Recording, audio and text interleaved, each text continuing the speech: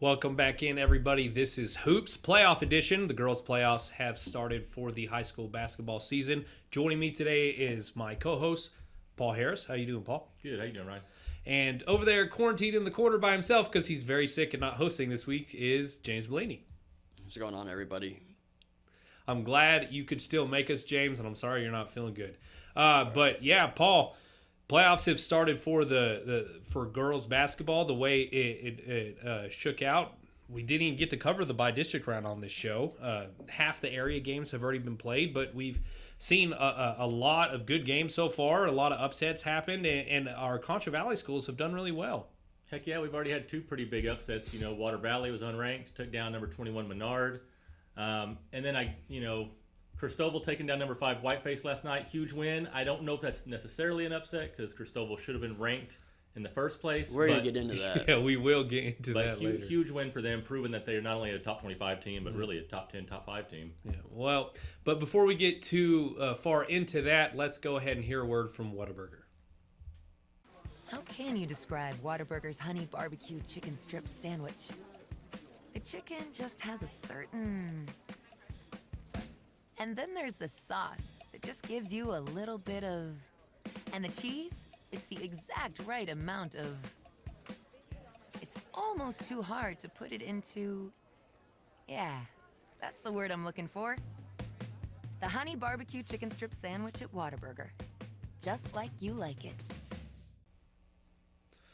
Well, let's go ahead and do our Lady Cats some due diligence. Central did fall in the by-district round to El Paso Eastwood. The final score in that one was 10 points. But, Paul, that team is a basketball team with only one senior on it, right? Like I feel like everyone, including the team, should be proud that they even made the playoffs and then really gave a talented team some fight. Definitely. I think they got every single thing they could out of this team. They didn't have a ton of size.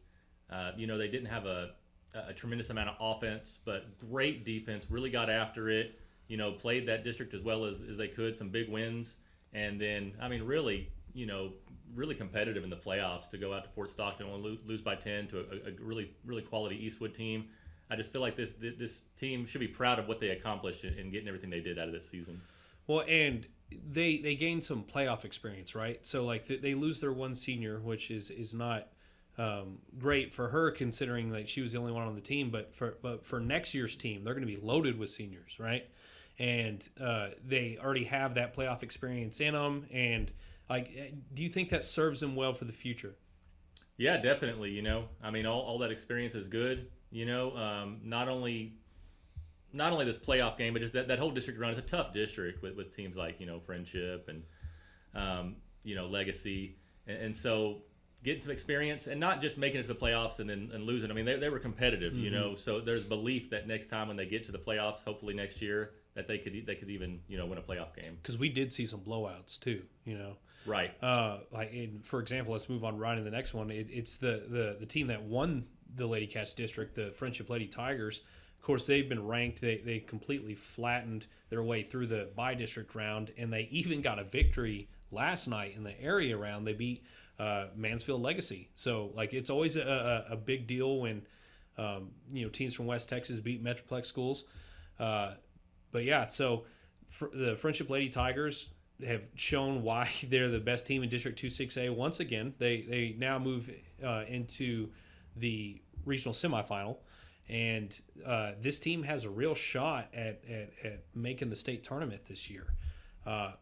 Did you ever see the Friendship girls play this year?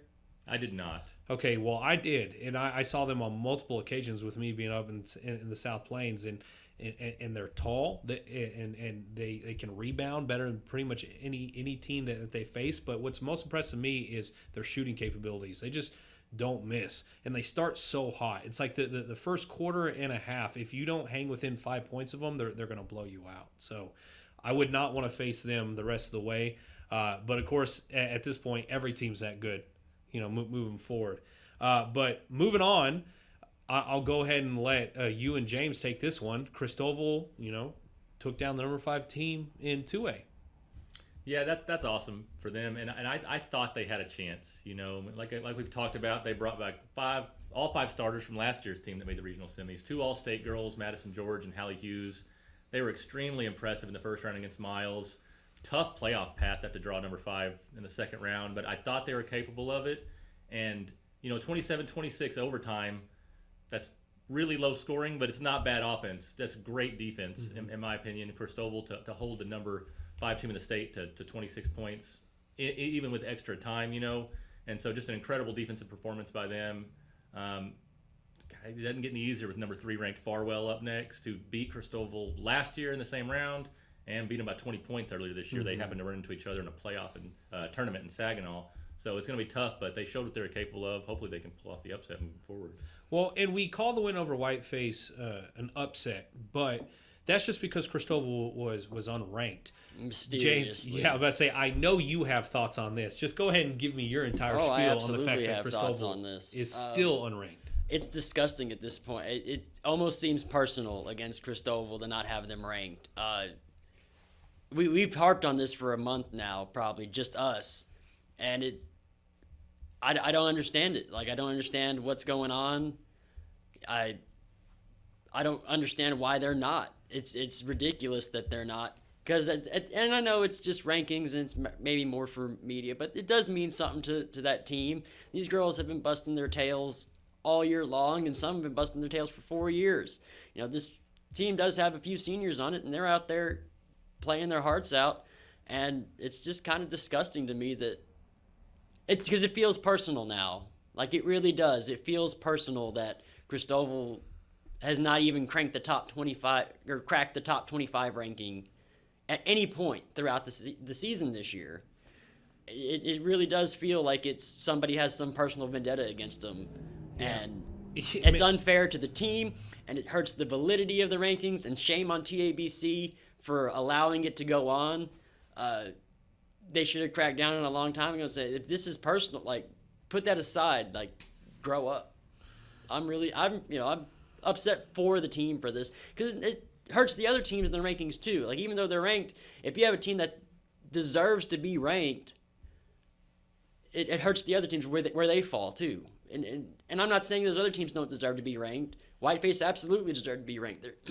They're 32-2 or something up to last week. Yeah. And Christoval, they've lost to, I have it written down actually. Let me find it real fast. They lost to one 1A team, Eula. They were ranked number 3. They lost to Jim Ned. They lost to Canyon. They lost to Brock.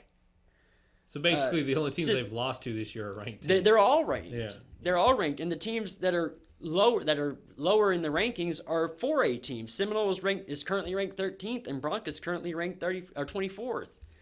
So it just feels like it's something personal against. And shame on TABC for letting this go on. Yeah. Shame on you. It's disgusting to me that something like this can happen. Yeah, I will say though, at the end of the day, hey, make the haters believe in you by just winning. Like you take down Whiteface, last night, and you turn around, you take down Farwell next week.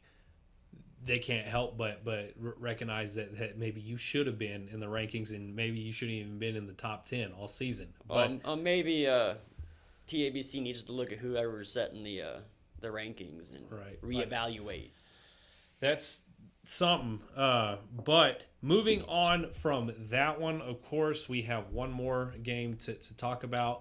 The Shallowater Phillies, defending state champions, they won their area round matchup. Got matched up with a I wouldn't really call them a cross-town rival because, they're all little towns down there. But another Lubbock area school in Brownfield won that game 66-41. Now, this is a team that graduated most of that state championship team last year, but fell in the rankings a little bit, struggled a little bit early on finding their identities. But, since then, they've just been kind of on a romp, Won their by-district matchup pretty easily, and then now in this one, they have a 20-point victory in the area round. When you talk about difficult paths like teams like Christoval have, and then you see teams like Shallowater, not taking anything away from Brownfield, but Shallowater was the better team, And this is an area round matchup at this point. Moving into that regional semifinal, how much do you think seeding and just how your path is laid out before you affects the final result? Like if you beat all these really good teams early, it's almost like you're going to get the easier teams later. But if you get the easy teams early, it's almost like, okay, how good are we really? What do you think, Paul? I mean, especially with them splitting up in Division I and Division II this year, it's really changed the dynamic. I mean, I saw there was a first-round playoff matchup between two top 10 teams, with Eula and Westbrook. Yeah, that one was tough. There's always been some luck in it. Maybe one region's weaker than the other. Maybe, unfortunately, you've got a tough path, or another team's got an easier path. Ultimately, you got to, you got to play who's in front of you, and just try to do the best you can with the playoff path that you got, But it's just such a huge state. You can't seed the teams. And so there's just some luck in the playoff draw. But ultimately, if you're a team with state aspirations, you got to go through them at some point, So it is unfortunate when you run into a stud team right off the bat like that. But, look what Christoval did, Yeah. Hopefully that will only help them to have a tough game like that going in against Farwell. Right. Well, good luck to both those schools as they move on throughout the playoffs. We're going to get to some other notable area round scores from the teams that played last night, and these teams are going to be the South Plains and the Concho Valley. Last night, Ozona beats Plains 43-40. Blackwell beats Marathon 57-22. Garden City routs Buena Vista 71-14. Erie County takes down Balmaray 71-22. New Deal, this one was a big one, a little bit of a surprise, but New Deal takes down Wellington 54-51. Idalou wins over Stanton 45-43. New Home fell to Clarendon. That was a number 10 versus a number 11 matchup, so New Home almost got a bit of the upset there, but they lost that one 43-31. Number 9 Abernathy fell to number 2 Panhandle 53-47, and Seminole beat San Elizario 69-23. Now that was a big list there. What game jumped out to you in that list? Well, first off, the fact that we had 5 girls teams playing last night for here in the Concho Valley. All 5 made it through to the regional semifinals. Congratulations to them. We've got more, playing on Friday. I think the one that jumped out at me is maybe Ozona. They get overshadowed in a district with Christoval, but what a great season they've had. I believe they're 28-7 now. Jerry McSherry, over 600 wins in his career, so he's done a great job with that program. Plains was 22-4, and so they weren't ranked, but I don't know how much the rankings mean. The rankings apparently don't matter. So Plains is a quality team, great win for Ozona, and congratulations to them. It's a quality program, and I'm happy to see them get that win. Yeah. That New Home average, those top 10, I know New Home was 11, but those matchups that are top 10 teams going at it, that's insane to me this early. Second round, man. I know Paul and I have talked about it a lot in the office, that it's just crazy that it shakes out that way. Yeah. I will say the rankings, kind of the way they shaked up, it wasn't all Metroplex teams in basketball this year. Especially in girls basketball, the rankings were weighted heavily to West Texas and the up into the Panhandle Amarillo. Especially in divisions like 4 and 5A, most of the team, I don't say most, I say about half the teams were from that region of Texas. So maybe that's why we're seeing this. But I just, in recent memory, I don't remember seeing all these top teams in the state playing each other this early in the playoffs. No, neither have I. But let's go ahead and move on to the remaining area round schedule for the matchups tonight. But before we do that, let's hear a quick word from Jim Bass-Ford. Who is it? It's me, here to tell you about Truck Month at Jim Bass-Ford. And that means big discounts. Like a new 24 Ford F-150 with $12 grand in total savings. Did he say 12 grand? I sure did. A new Ford F-150 with $12 grand in total savings. It's now, and it's only at Jim Bass-Ford, Houston, Hart, and Arden Road, or 24/7 at bassbunch.com. Now, the area round isn't quite over yet, and there's still plenty of matchups tonight, including some schools in the Concho Valley and the South Plains. So let's go ahead and run through it. First off, in 5A Division II, we have Lubbock Monterey, Aaliyah Chavez. facing off with El Paso Burgess in Fort Stockton. Earlier in the day today, we also are going to have El Paso Hanks versus Plainview. Both of those are playing at that complex in Fort Stockton. If you've never been, you should go. It's a great place to watch some basketball. Moving on to 3A Division I, Denver City is playing Dalhart and Dimmitt. In 3A Division II, Wall is traveling to Brownwood to play Toller. And then Slayton and Coahoma face off in Lamesa. In 2A Division I, Ballinger and Week are playing in Garden City. Mason and Agua Dulce are playing in Devine. And then down to 1A, Water Valley is playing Rankin in Garden City tonight. Cress and Booker are playing in Groom. Meadow and Spur are playing in Tahoka. And finally, Borden County and Valley are playing at Lubbock Cooper High School. And I said finally, but I have one more. Hermleigh and Hamlin are playing in Snyder. That's the finally. That's a lot of games. Like it seems like we had a lot of games last night, but it's like we almost have another full slate tonight. There's just so many basketball teams. Paul, can Water Valley do it again? I think they can. You know, they got a late start because of volleyball. They impressed me with how composed they were down the stretch. You know, the other night. I mean, a fourth quarter shutout. You know, they against Menard, their defense was awesome. They were a great free throw shooting team, which I'm a big believer in. You make your free throws, yeah, you win games. So, you know, Rankin's not ranked. I don't think it's an overwhelming second round matchup for them. So I think Water Valley, it would not stun me if they pulled off a win tonight. And you're going to Brownwood, right, to watch the Lady Hawks play. What do you think their chances are against Toller? You know, they have pretty comparable records. Wall girls have a great tradition.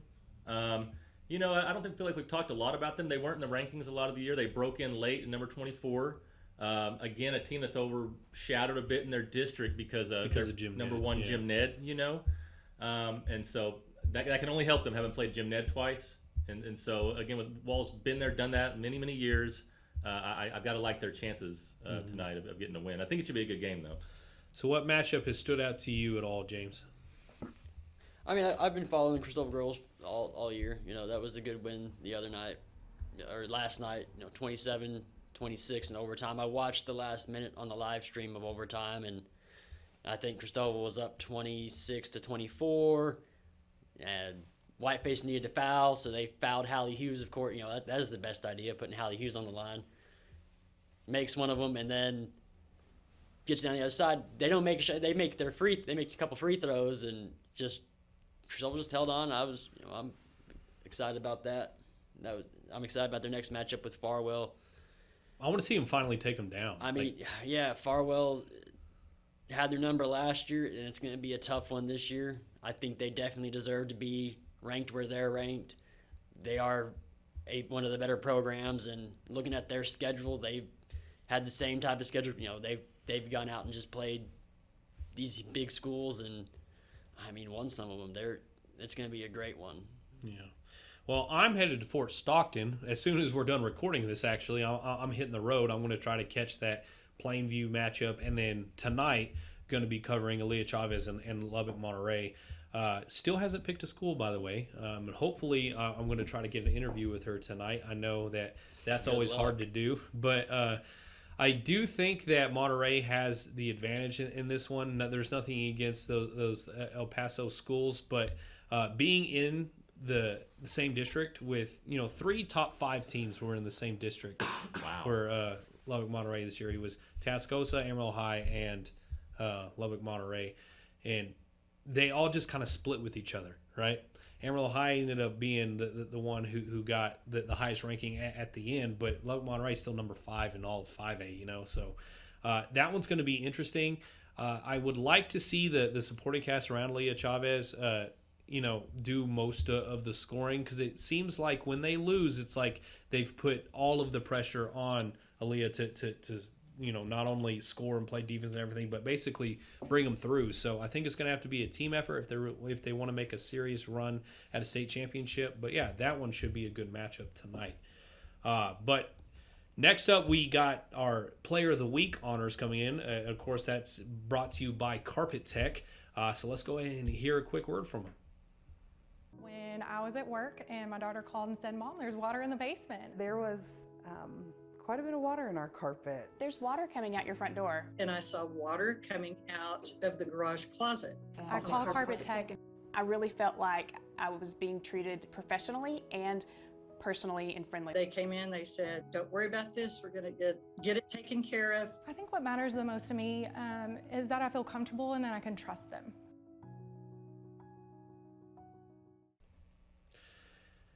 Welcome back. In the Concho Valley, our player of the week this week, presented by Carpet Tech, is Hallie Hughes of Christoval. She had 10 points in the overtime 27-26 win over number 5 Whiteface. Guys, I'm going to let you talk about her just a little bit more. James, you've been watching Hallie since she was a freshman. Tell me about her. She's the real deal, man. She's playing at SU, in the future, and there's a reason she's playing there. She can absolutely ball. And I'm happy for her, and the whole team. They're all good. But I wanted to put the whole team on there because they are unranked. But Hallie, 10 points, and you scored over a third of your team's points against the number 5 ranked team, who definitely deserved to be ranked that high. Oh, and those free throws at the end. I feel like that's one of the most crucial things. Like she performed under pressure, right? Yeah, I mean it's overtime, and it's been a defensive battle all game. They foul you, put you on the line. You got to make at least one of them. And the whole time I'm thinking, just don't give up the 3. You can give up the 2-point, don't give up the 3. And they just gave him single shots after that. So. Yeah, well, congratulations, Hallie. You are our player of the week. On to the South Plains. Our South Plains player of the week is a young lady from New Home, McKenna Johnson. She had 18 points in the by-district win over Sudan earlier this week. I was out of town last week, made it back in time just so I could go to that game. New Home won big in that one before, eventually falling to in the area round. But in that by-district game, McKenna Johnson, defensive menace. She had several fast break baskets. Ended up with 18 points, and that entire team is really talented. It's sad to see that they exited early, and like I said, they were on the wrong end, one of those high-ranking matchups in the second round. But congratulations to McKenna. Finally, guys, we're going to go ahead and get out of here. But before we do, let's go ahead and give a preview on the boys' playoffs that begin as early as next Monday. As everyone at home might not know, the girls always start a week before the boys so they can stagger them a little bit, like more empty arenas, whatnot, so they can stack up teams. But on the boys' schedule, we got the Central Bobcats. They're traveling to Fort Stockton next Tuesday to play El Paso Eastwood. That game's going to be at 3:30. Their district mate and winner of District 2-6A, the Friendship Tigers, are also going to be at Fort Stockton. They're playing the early game in that one at 2. They don't know who they're playing yet because we're still waiting on tiebreakers, but they're either going to be playing El Paso Americas or El Paso Montwood. Good luck to the Tigers there. Moving on from that, we got Lakeview versus Stephenville on Tuesday. That one's going to be at Abilene Wiley. Ball, they hoodwinked you, man. They told you it was going to be here in San Angelo. What happened? Yeah, Max Prep said, home game, San Angelo, Lakeview. And I'm like, I guess they flipped for it. And so that's the only pairing I had seen until earlier. I was like, okay, Abilene, that makes more sense. Right? It's like, we were getting all excited. I was like, how do they get to host a game? And then finally, the Christoval Cougars are playing Miles at Central High School on Tuesday at 7:30. Now, we're going to have more matchups come in, but we're still waiting on a bunch of tiebreakers and whatnot, so we didn't want to just start making guesses here and there. But yeah, so the boys' playoffs do start on Monday. We might have our show earlier in the week next week just so we can kind of split between the by-district round and then preview the area round, but that's something we're still discussing. But yeah, James, any final thoughts for me, man? No, I was gonna talk about the Christoval boys playing Miles. I mean, Matt Lowry for Christoval, he's fire young coach. I enjoy the way he coaches. He's got a very talented team. I know it's been kind of up and down this year for him, but they're still fairly young, but they can turn it on when they need to. And Miles, Gerald Butts, my coach at Christoval, love the guy, and he's always got his teams playing extremely well.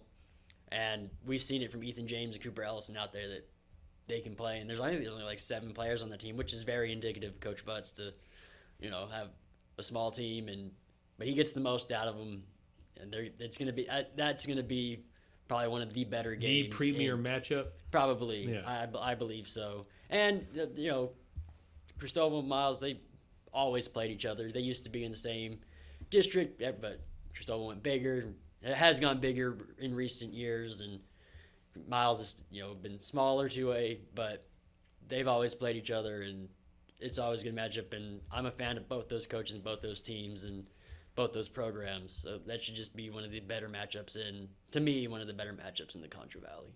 All right, Paul, final thoughts? Yeah, I'll just throw a shout out to San Angelo TLCA. I mean, they're in a 4th place tiebreaker with Clyde. Maybe the smallest boys team I saw this year. I mean, very undersized. A lot of respect for Coach Sherrill getting the most out of that team. They have a tough district with Jim Ned and Wall and Sweetwater. So if they can get past Clyde in the 4th place tiebreaker and get into the playoffs, they could be a sneaky team that could surprise somebody. I will say, not surprised that Coach Sherrill's getting the most out of his team. Right. We love the guy up here, so. Yeah. All right, and then my final thought, of course, I'm going to talk about my Central Bobcats. They dropped the game to Midland Legacy, which didn't help, and they were in a situation where they were in a must-win against Midland High. Otherwise, they weren't going to get that 3rd place seed. Ended up getting it. Absolutely dominated Midland High on Tuesday night. So big shout out to my boys in the orange and blue. Matched up with El Paso Eastwood again. 2 years ago, they had this matchup in Alpine at Sol Ross, and they lose on a buzzer beater. And I know that there's still some guys that were on that team on this one, mainly Squeaky English. Now, Christian, you took one of the final shots in that game. And I know you were down on yourself after that one, just the way it ended. Getting to play with your brother and whatnot. But hey, go get yourself some revenge. I want all the Bobcats to play well next Tuesday. This team is truly special when they're playing together. Coach Jeter has done a great job, and just it seemed like we have a new coach, and Jeter has really brought this team together. So just go out there and have fun, guys. Make this playoff run something special. All right, guys. Well, I just want to say thank y'all for joining me today. For Ryan Chadwick, James Bleen.